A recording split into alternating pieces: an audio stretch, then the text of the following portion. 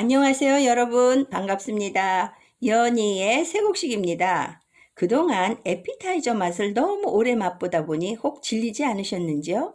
저도 빨리 주요리를 한 가지씩 맛보여드리고 싶은데요. 드디어 마지막 에피타이저예요. 오늘 맛보실 새 메뉴는 역시 충격받을 만한 짜릿한 맛인데요.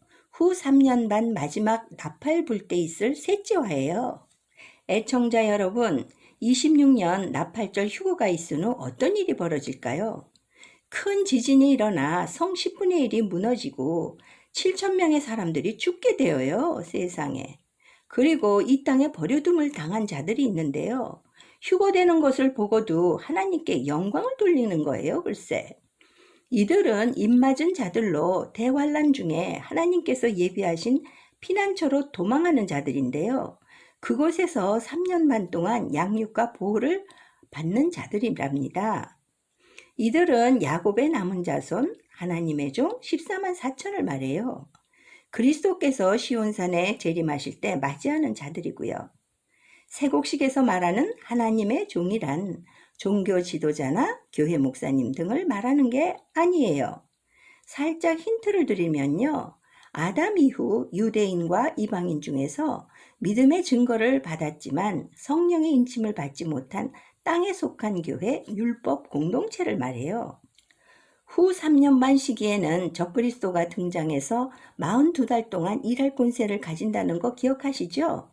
이때 적그리스도 세력들이 세계 단일 정부 체제 통치 시스템을 수립한다는 거예요, 세상에. 왜냐고요? 세계 경제 그리고 무역 시장을 장악하려는 거예요. 이때 짐승의 표인 매매표가 없으면 세상 시장에서 금융거래는 물론 생필수품도 구매할 수가 없다는 거예요. 여러분, 짐승의 표란 말 많이 들어보셨죠? 오래전부터 종말에 관심 있는 여러 목사님들은 이 짐승의 표를 베리칩이다, 생채칩이다, 666이다 라고 주장들 하는데요. 정말 어떤 말씀이 진짜 성경 말씀인지 혼란스럽지 않으셨나요? 저는 얼마 전부터 꾸준히 계시록 다니엘 강해를 웹서핑 하면서 듣고 있었는데요. 우연히 치킨게임 방송을 소개받아 듣게 되었어요. 그런데 듣자마자 와우, 이런 동영상이 있다니, 야, 이건 노다지네 하며 외쳤어요. 그동안 그토록 알기를 원했던 의문점들, 혼란스러웠던 성경 해석 등이 그만 다 풀려버린 거예요. 할렐루야. 여러분, 그러면 이 짐승의 표란 과연 무엇일까요? 완전 새로운 맛, 충격적이고도 놀라운 맛, 여태껏 듣도 보도 못했던 숨겨졌던 그 맛을 기대해 주실까요? 짐승의 표의 기호는 가인의 표인데요. 마지막 때 나타나는 화폐이기도 해요. 그 정체는 단일 전자 화폐랍니다. 이것이 바로 매매표를 상징하는 짐승의 표인데요. 적그리스도 수장의 이름과 화폐 단위의 수가 기록된 첨단 디지털 화폐인 거예요, 세상에.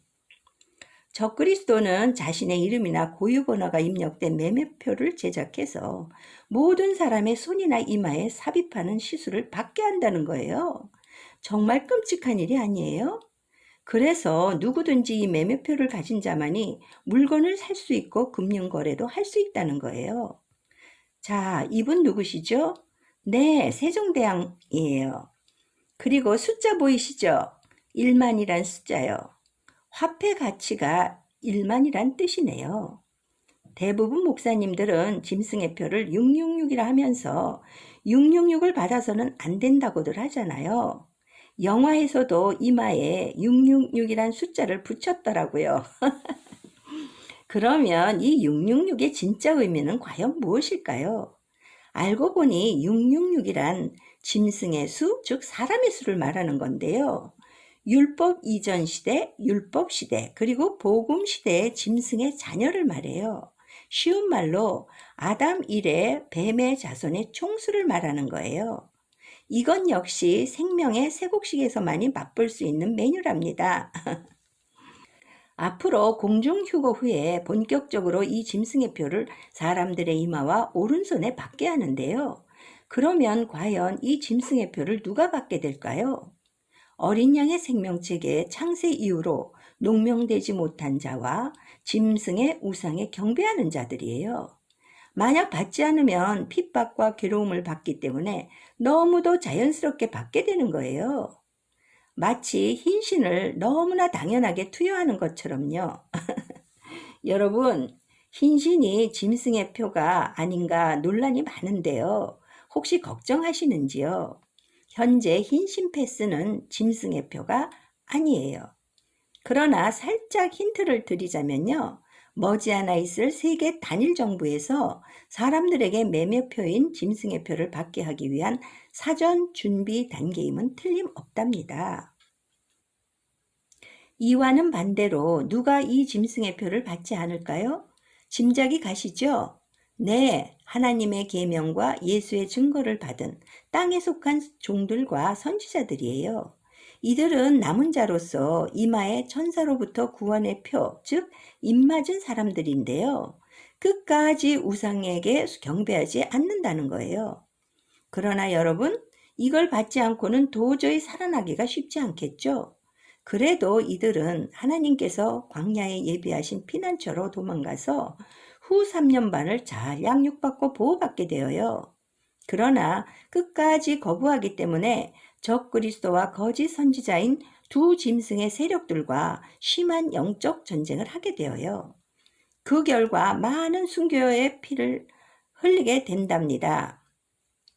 그런데도 이들 중 살아남은 자들은 죽은 자들과 함께 지상에 재림하시는 예수님을 영광스럽게 만나게 된답니다. 할렐루야! 여러분, 구약시대 때 인간의 죄악이 관영할 때 어떤 일이 일어났죠? 네, 맞아요. 홍수로 인해 노아와 가족 6식구 외에는 인류가 모두 멸망당했잖아요. 마찬가지로 이번에는 불심판인 아마게돈 전쟁으로 인류가 멸망당하게 되는데요. 소위 3차 대전이라고 할 수 있어요. 이 사건은 예수님의 재림을 예고하는 것이기도 해요. 여러분, 노스트라다무스를 기억하시나요?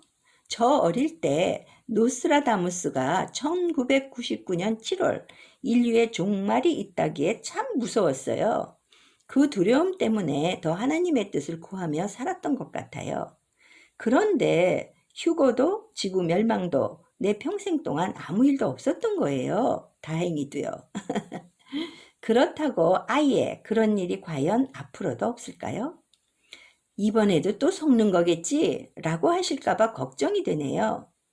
여기가 좋사옵니다. 그런 일은 절대 없다고요. 하면서 거짓 평안을 누릴 때 갑자기 늑대는 나타날 수 있거든요.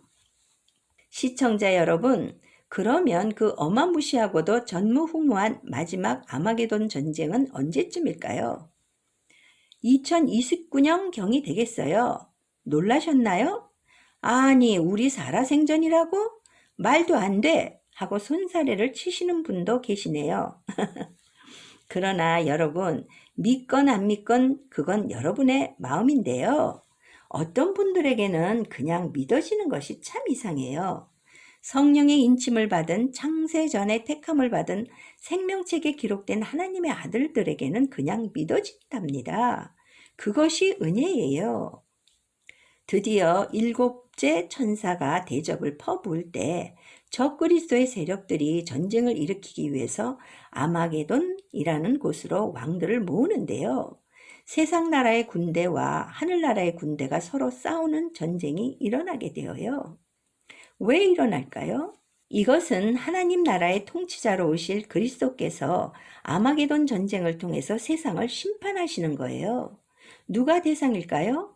마귀의 자녀들에게 짐승의 표를 받게 하고 또 짐승의 우상에게 경배하도록 이적으로 미혹하던 자들인데요. 누구일까요? 네, 맞아요. 세계 단일 정부의 수장인 적그리스도와 단일 종교 통합의 수장인 거짓 선지자예요. 만왕의 왕 그리스도께서 이 둘을 산채로 잡아서 어디로 던질까요? 네, 불과 유황못에 던지세요.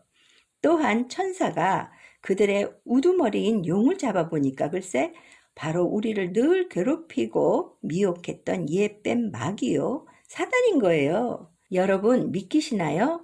이들을 잡아서 1000년 동안 무적행에 감금할 것을 증거하고 있네요.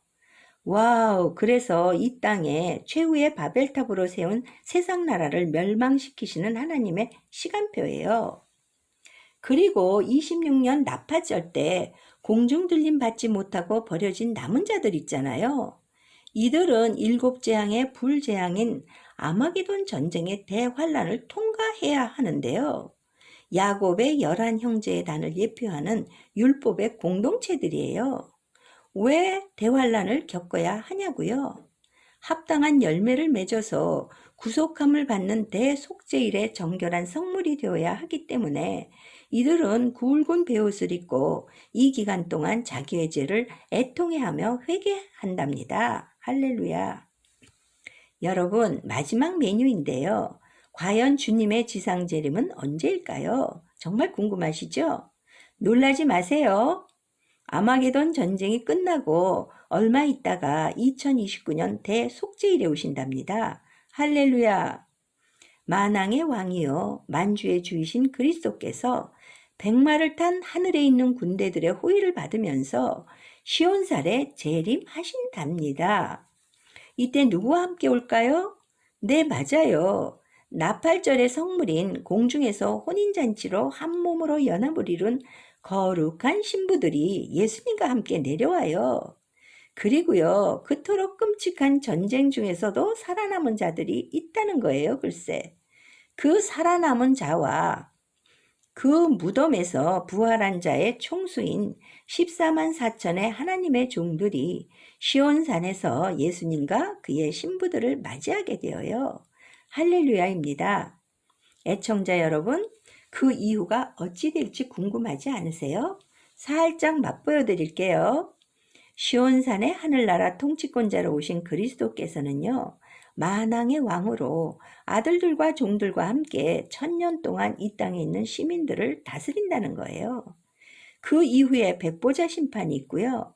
그 다음 영원한 세계, 새하늘과 새 땅이 도래한답니다. 할렐루야.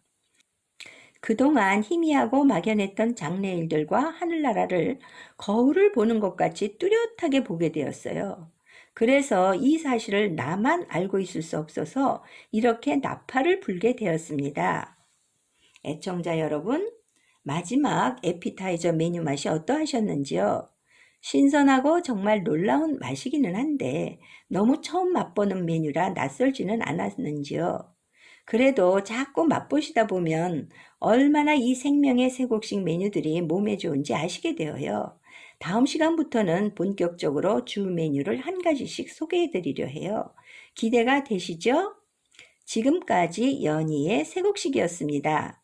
여러분, 안녕히 계세요.